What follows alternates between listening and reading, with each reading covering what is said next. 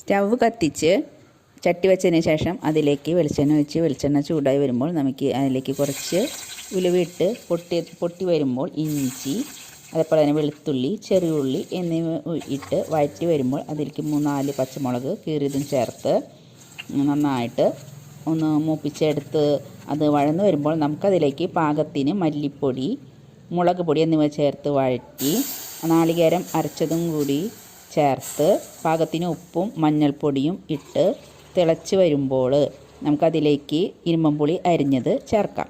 ഇരുമ്പുളി അരിഞ്ഞത് ചേർത്ത് ഒരുവിധം തിളച്ച് വെന്ത് വരുമ്പോൾ നമുക്കതിലേക്ക് ചാള നന്നാക്കി വെച്ചത് ചേർത്ത് തിളച്ച് വരുമ്പോൾ തീ ചെറുതാക്കി വയ്ക്കാം.